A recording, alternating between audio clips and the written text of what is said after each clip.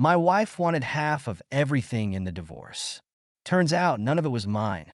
I'm 25 and I just started my first real job a few months ago, working in my family's business. My parents were incredibly supportive, and as their only child, I had always known they trusted me with everything. My life seemed to be on the perfect track, newly married, a dream honeymoon, and a promising career ahead. My wife and I had recently returned from our honeymoon, a luxurious trip to a tropical paradise. It was a blend of romance and adventure, complete with guided tours, scenic drives, and exotic beaches. At least that's what I thought. After returning home, I spent an evening going through the photos and videos we'd taken. Among them were clips from the rental car we used, a habit I picked up from my father to always document rental vehicles for any potential disputes about damages. What I found turned my world upside down. The video wasn't anything I had expected. Instead of scenic drives or candid moments, there she was, my wife, completely naked and entangled with the travel guide we'd hired. The footage was explicit, and the location, the same car we rented while I had been at the hotel taking care of last-minute bookings for the next day. I froze, my stomach knotting as I clicked through more files. It wasn't a one-time thing. There were several clips, all showing the same pattern. While I was busy, she was sneaking off with him. The betrayal was beyond anything I could fathom. This wasn't just infidelity. It was during what was supposed to be the most sacred and cherished time of our lives. That night, I didn't confront her immediately. I needed time to process and think. Everything we had, I realized, wasn't truly ours. The house we lived in? It was owned by my father. The car she used? Registered under the company's name. Even the credit cards she flaunted? They were linked to accounts in my father's name. The only thing that was genuinely mine was the $25,000 I'd saved from freelancing gigs during my studies. She didn't know any of this. She thought we were building a life together, sharing assets, but the reality was that I hadn't even started earning a formal salary. My parents wanted me to focus on learning the ropes of the family business first. As much as the betrayal stung, I saw an opportunity to expose her for what she was and protect myself in the process. The next day, I began gathering everything I needed. First, I backed up the videos to a secure drive, making multiple copies in case she tried to destroy them. I then consulted a family lawyer who was a close friend of my father. I didn't tell my parents just yet. I wanted a solid plan before involving them. The lawyer assured me that since everything was under my father's name, she had no claim to any of it. In fact, her demand for half of our assets in the event of a divorce would backfire spectacularly. But first, I needed to confront her. That evening, I casually asked her about the honeymoon. "What was your favorite part?" I asked, keeping my tone neutral. She smiled, her face lighting up. "Oh, everything. The beaches, the food, the drives with the guide. It was all amazing." "The guide, huh?" I said, raising an eyebrow. "You seem to really enjoy his company." Her smile faltered. "Well, yeah, he was helpful."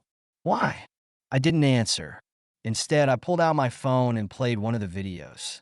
Her face turned pale as she watched herself on screen. "Care to explain this?" I asked, my voice cold. Her excuses were immediate. "It was a mistake. I didn't mean for it to happen," she cried. "I was drunk, and he took advantage of me." I shook my head. "Don't insult my intelligence. This wasn't a one-time thing. You knew exactly what you were doing." She broke down, sobbing and begging for forgiveness. But her tears did nothing to move me. I told her I wanted a divorce and that she'd be hearing from my lawyer. That's when her demeanor shifted entirely. "You can't do this to me," she screamed. "I gave up everything to be with you. You owe me." "Owe you?" I said, laughing bitterly. "Everything we have isn't even mine. It's my father's. You won't be getting a single cent." Her face twisted with rage. "I'll fight you in court. I'll make sure I get what I deserve." "Go ahead and try," I said, standing firm. "You'll regret it." Little did she know, my father was already in the loop. After consulting with the lawyer, I showed him the videos. He was livid, not just at her betrayal, but at the audacity of her entitlement. He immediately revoked her access to the house and credit cards, and we began the process of legally removing her from everything tied to the family's name. She realized this quickly when her cards were declined, and she was locked out of the house the next day. That's when the threats began. The very next morning, I received a barrage of text messages from her. They ranged from begging for forgiveness to outright threats. One of them read, "If you think you can throw me out like trash, you're wrong. I'll tell everyone about this, and you'll regret it." I wasn't surprised. She had always been manipulative, but this time, she was outmatched. Every piece of leverage she thought she had was already countered. Still, I decided to play it smart. I didn't respond to her texts and forwarded them to my lawyer instead. He assured me they'd be useful if she tried to file a frivolous claim in court.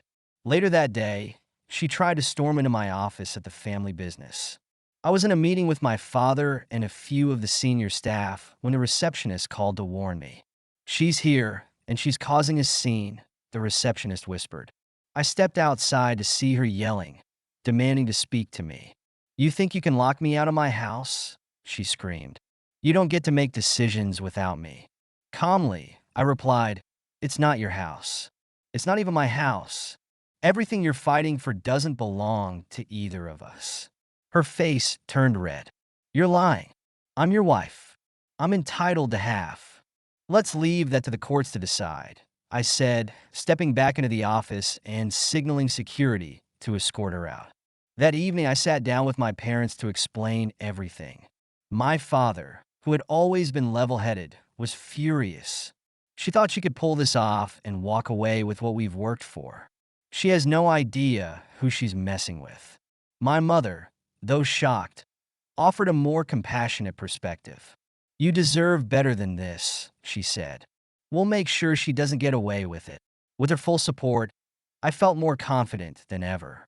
My father's legal team began drafting the divorce papers, ensuring every loophole was closed. Meanwhile, I started gathering any additional evidence that could strengthen my case. As the days went by, her antics grew increasingly desperate.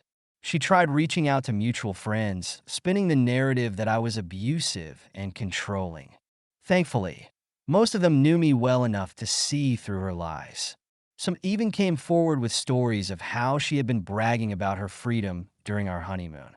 A freedom that, in hindsight, was clearly her affair with the travel guide.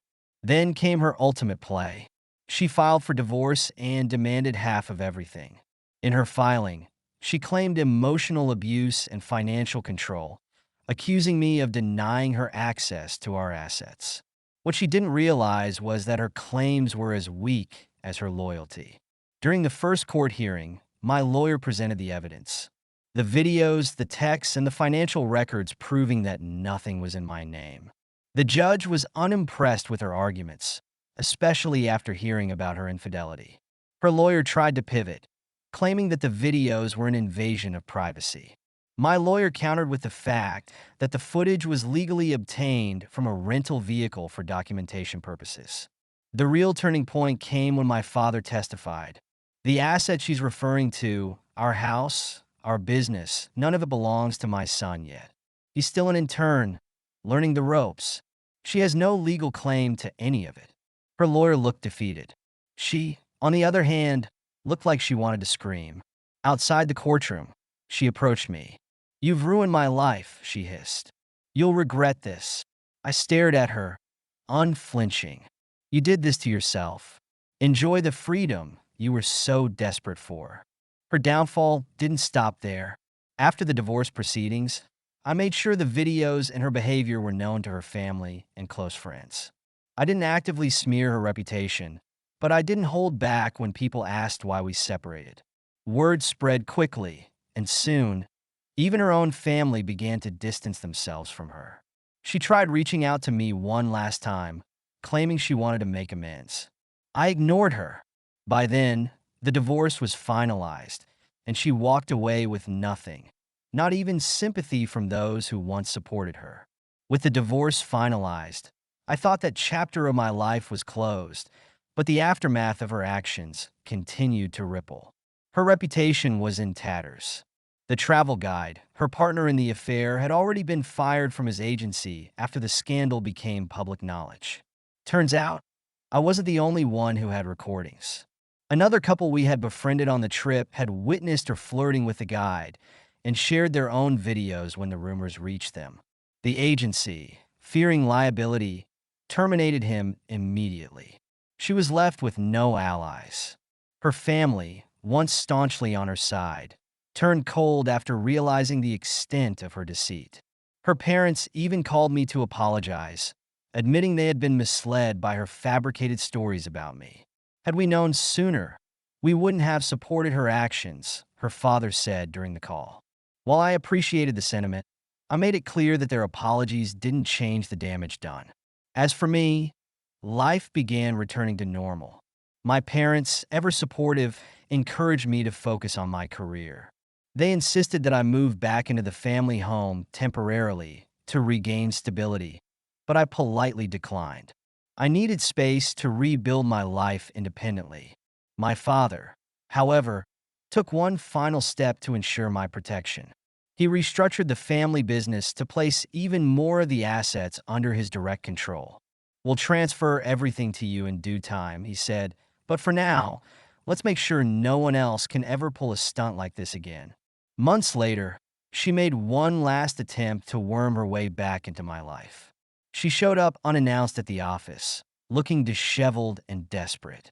"I've lost everything," she said, tears streaming down her face. "I don't know where else to go." I didn't even let her finish. "You made your choices," I said, stepping past her. Live with them, security escorted her out, and that was the last time I saw her. Now, a year later, I can finally say I've moved on. I'm thriving in the family business, having earned my first official promotion. The lessons I learned from this ordeal have made me stronger and more discerning in my relationships. Trust is something I no longer take for granted. If there's one takeaway from this story, it's this: entitlement and betrayal have consequences, and sometimes those consequences are poetic justice. Thank you so much for listening to my story. If you have any thoughts, I'd love to hear them, so please leave a comment. Don't forget to like and subscribe if you want more stories like this one.